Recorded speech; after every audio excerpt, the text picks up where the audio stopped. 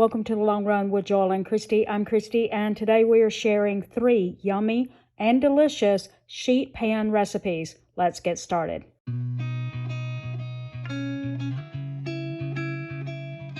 Alright, for this recipe we are making bacon wrapped chicken drumsticks. Let me get on this side of you.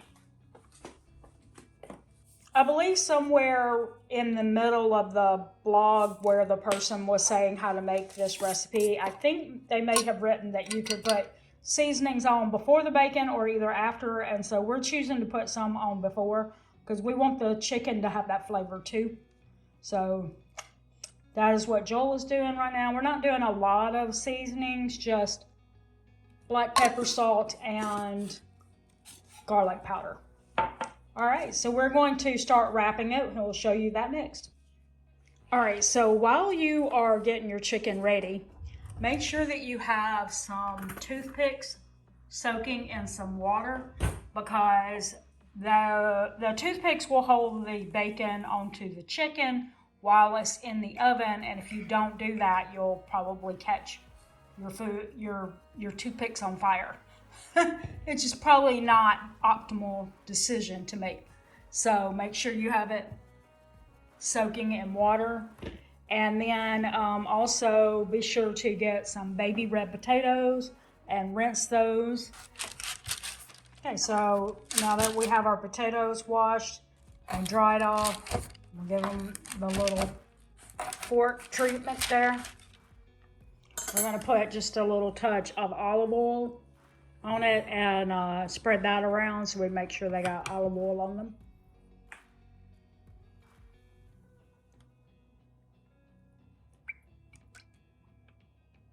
So now we are working on wrapping the bacon around the chicken, or maybe I should say Joel is working on wrapping the bacon around the chicken because I'm not doing it.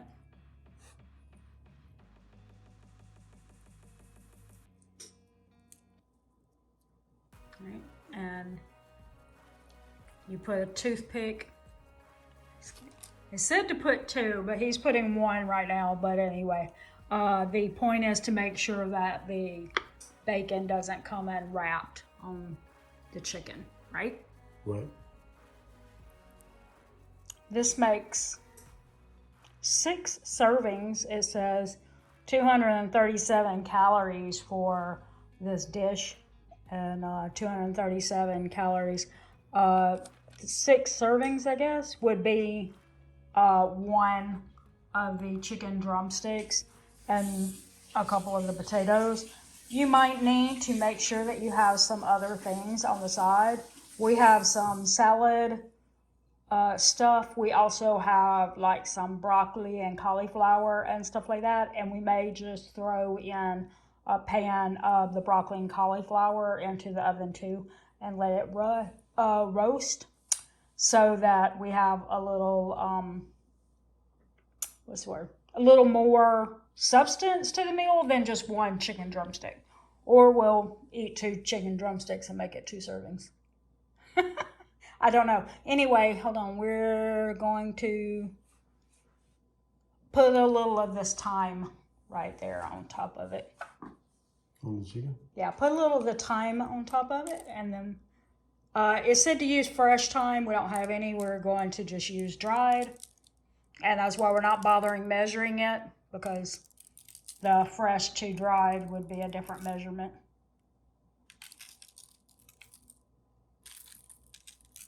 All right, and that's all you have to do to it to prepare it. So it goes in the oven for 50 minutes until the chicken reaches an internal temperature of 165 degrees.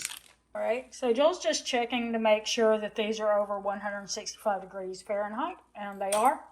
And then we're just going to check and make sure the potatoes are nice and tender. Yep. All right. We also have some veggies in the oven, and so they should be done in a second or so. And we'll do a little plate up and show you what we think of it. So that is the bacon wrapped chicken drumsticks. And so stay tuned and we will show you another sheet pan dish after this.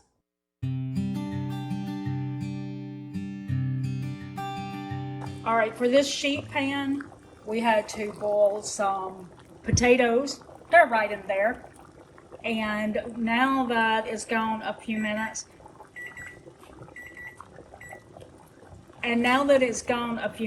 we're adding some corn on the cob in there so that it can go for about another 5 minutes. We finished parboiling the potatoes and corn, and then we also made a little mixture that is butter, garlic, and it says to use Old Bay season. We don't have any.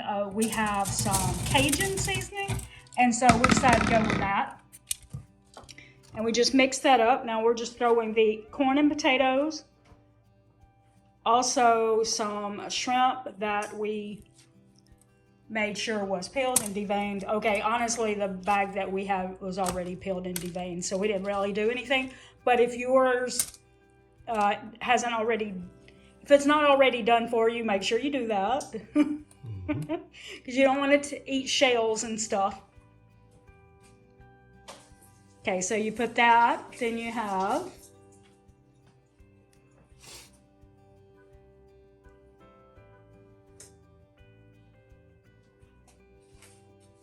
then you wait a second for somebody to stop blowing their horn outside your house. Okay, you add some andouille sausage. You can use other kind of sausages, I'm sure, but typically with shrimp bowls, they would use andouille. So now we take our little butter mixture that I just told you about, the butter, garlic, and for us, Cajun seasoning, but you can use Old Bay. You want something that's kind of like that spicy kind of taste. And then you want to take some tongs and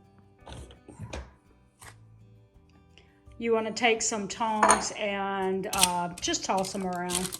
Make sure all that good sauce got all over your corn and your shrimp and stuff and potato. Now that it's mixed around real good, then it goes in the oven for about 10 to 12 minutes. This dish is all done. You have everything cooked for like 12 minutes. Is that how long? 10? 12, yes. 12. We also cut out some lemon wedges on the side. And it says to use fresh parsley, but we didn't have any. We just used some dry and sprinkled that on there. And so this dish is ready to serve. You want to try it, Joel? Whoops. That didn't work out. That failed miserably. You want to... I was going to stab them all like a shish kebab. Yeah. It wasn't letting you do it, huh? Nope. Yeah.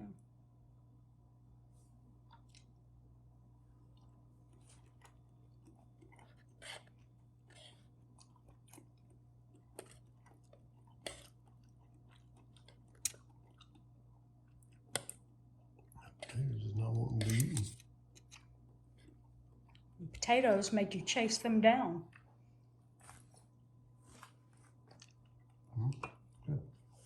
Good? Mm-hmm. Is it seasoned well? Mm-hmm. Cool.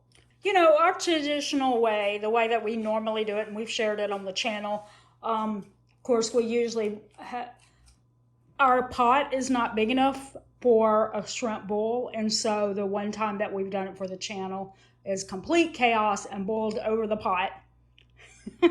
So I guess if you don't have a big pot like us, this might be a good solution so that you can have a shrimp bowl without having to boil it on the stove.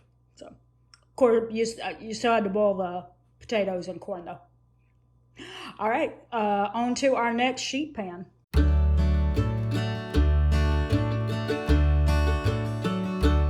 All right, for our final sheet pan, we are going to start by halving or making sure we have 1/2 inch potato rounds. We also prepared some carrots and some broccoli, and we have a sheet pan, and it said to use 2 sheet pans, but I'm thinking maybe she has 2 small ones. She didn't put the size, and that was a really large one, so I'm just going to see if it'll all fit on one. So you start off after you got your potatoes prepared by putting a little blah, blah, blah, olive oil, and a little salt on the potatoes, and then shake them up, and then you put them on the pan.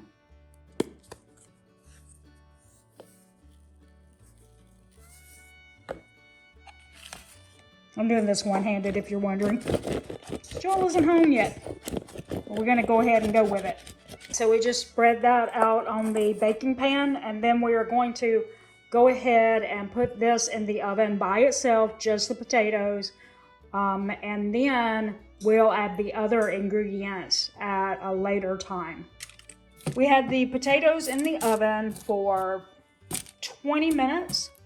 And so it said to take it out and stir it around. And now it's time to add those other veggies in there, which we also added a little bit of the avocado oil and some salt to both of the veggies, which was broccoli and carrots, remember? So yeah, we added that little oil and a little salt to both of the veggies. And then you put that on and you make sure you stir it onto it. Like I said, we might have to take another pan out, but I'm not sure because, like I said, the person wrote 2 sheet pans, but didn't say what size sheet pans. And so I have a big one. It's the size of the stove in width. So I figured it would probably be okay.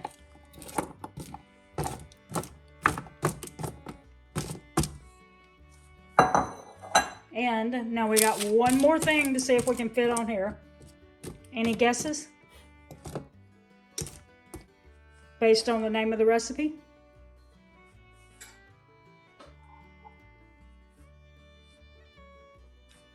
Oh yeah, that. Yeah, I don't know how we're gonna fit that all in there. It does say chicken meatballs in the recipe, but we didn't have any chicken meatballs or chicken sausage, which it also said you could use that. So we're just using regular ground beef. And if you'd like to see how to make ground beef meatballs, we showed that in a recent What's for Dinner video. We can link that one. And we had a whole dedicated recipe video to meatballs and spaghetti. So we can link both of those down in the description, and you can just pick whichever one you want. Oh, look at you getting them all fit in there. Okay, when this is put in the oven, it goes for about 15 minutes, and you want to check and make sure everything is tender and that the meatballs are the correct temperature, which I think is 165. Is that right? Do you see that right there? I think it's 165. Yep. Yep, 165. Okay, and we have the oven on 400 degrees. I don't think I said that earlier. So we will be putting that in the oven, and hopefully by 15 minutes, this will be all done. We'll see. We did have to move the carrots off. They were not cooking at the same rate as everything else. That could have been for several reasons. 1, we had too much on that pan.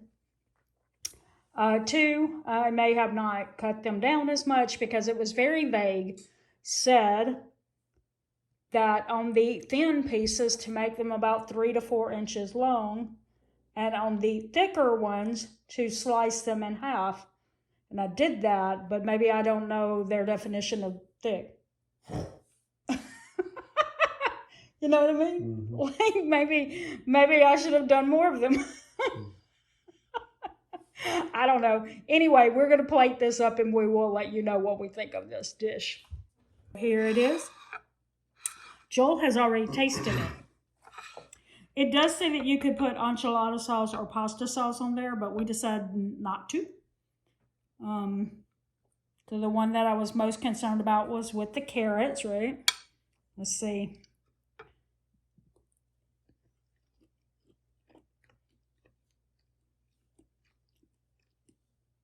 Which is not what Joel didn't even put any on his plate. Nope. Potatoes are good.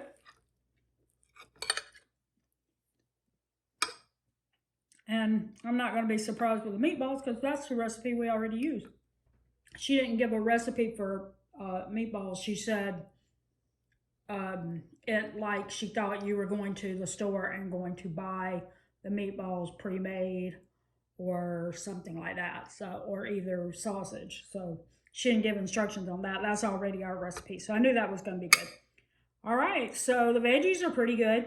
Overall, I would say this is a good recipe. You probably do have to have 2 sheet pans regardless.